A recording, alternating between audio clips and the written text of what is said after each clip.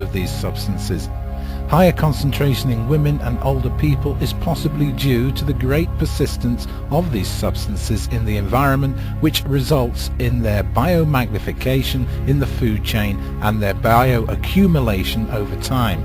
According to Catherine Gonzalez of the European Environmental Bureau, existing laws control the sale and disposal of pesticides but leave their use on agricultural land unregulated. As a result, 5% of our food contains pesticide residues above regulatory limits, and water suppliers cite severe contamination of lowland rivers with no sign of decrease at either end.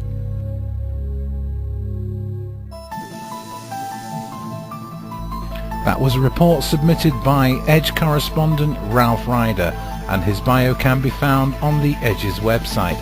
Also, the full report will be posted to the Edge's news page and the Edge's Thursday show page. Just another quick note before we go to Gina's interview. Some people have emailed in and asked what that screeching is in the background of her interviews. I can tell you it's Gina's parrot, who likes to get involved with the show. And why not? If Daniel's dog Ripley can wear tin hats and is scared of cats and chases aliens away, and my dog sits on armchairs with reindeer horns, Gina Romano's parrot is entitled to get involved with the Thursday show. In fact, I will play any audio from your pets. Lost it. Did I say that? Before I lose my credibility any further, we'll go into the interview with Gina Romano and her guest James Walbert. James is a gang stalking victim, and he has also studied psychology, sociology, physiology and parapsychology. Here's the interview now. Hi, this is Gina Romano, Edge Correspondent. Today we're here with James Walbert. James has been a victim of organized stalking and electromagnetic weaponry harassment, and tonight he's going to tell us a little bit about his story. James? Hello? Hi, James. James, do you want to start by telling the listeners a little bit about your background and your education? Yes. I was born and raised in Gary, Indiana, southern Chicagoland area. I had attended high school in the immediate southern area, Central High School. I graduated in '88. I did really good in school, about 3.6 grade average. I came to Hutchinson, Kansas, took some courses in psychology, sociology, and parapsychology, a study of paranormal activity and physiology, and all prerequisite or pre-required college courses. And that would be about my education. As far as electromagnetic weapons, I've pretty much educated myself in the technology, as well as finding the effects and the bioeffects on our bodies. Physiology courses that I've just taken were pretty intermediate. They were nothing that were, that would prepare me for anything like what the weapons have, done to my body. So it was a pretty unexpected attack.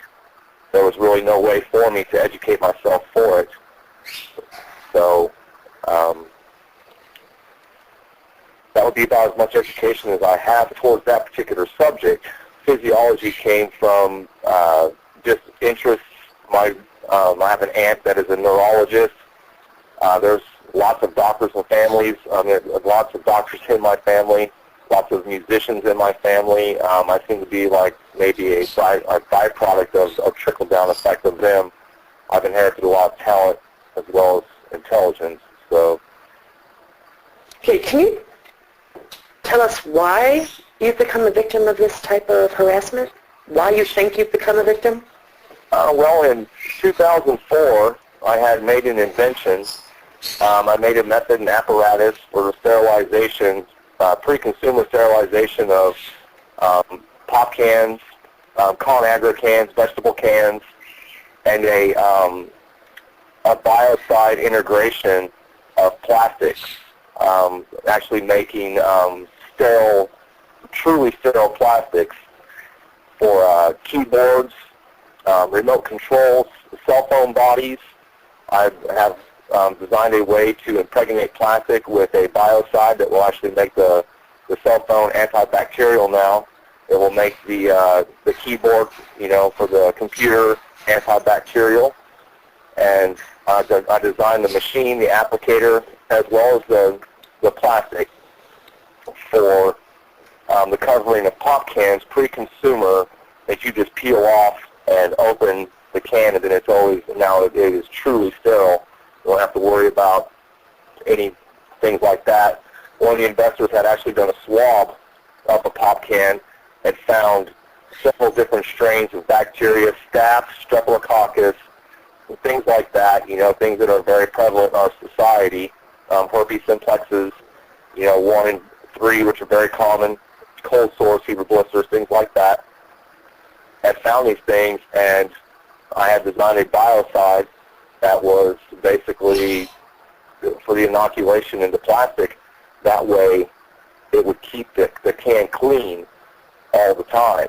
And it's been proven to keep it clean for up to 72 hours after the lid has been removed. It is truly sterilization without having chemicals in our home, such as Lysol and things like that. But my ex-fiance and I had been under observation since about 2001. We moved into Wichita, Kansas. On a short, we were just going to stay for a little while and moved to Colorado Springs, but things ended up, a little bit different than what we had anticipated.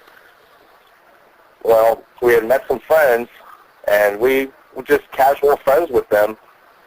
I mean, it wasn't, anything of any, out of the ordinary. We didn't analyze the people. Why would we? That would be a state of paranoia that we did not have. We do not share that paranoia to this day.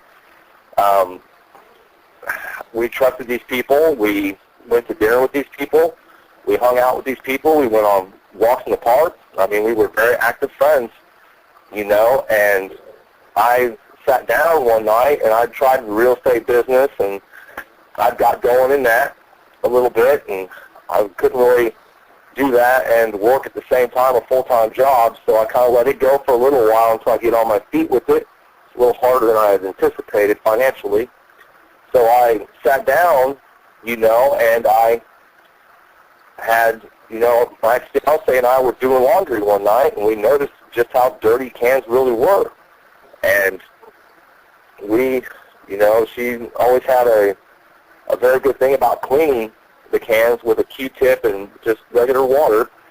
And I just sat down with a piece of graph paper one night and designed the film, and then the next night I designed the applicator, and then I designed the machine itself.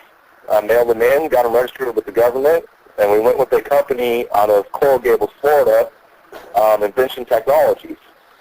They said that they would be happy to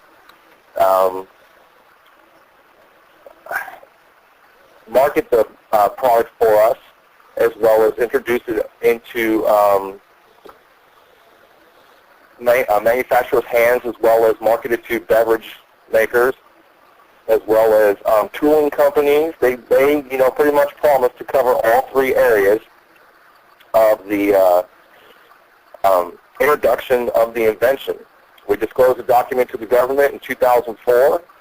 The guy that was watching us to begin with had then seen, that we might actually be worth something, so we had more potential than just sex.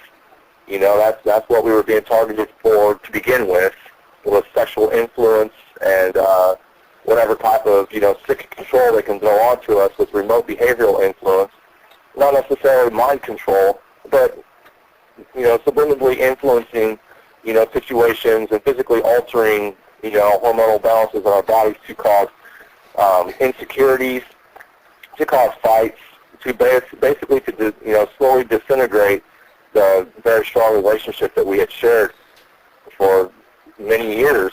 And once he had seen that the invention had taken a full effect at development stages, he then moved, pretty strategically to ask me if he could invest.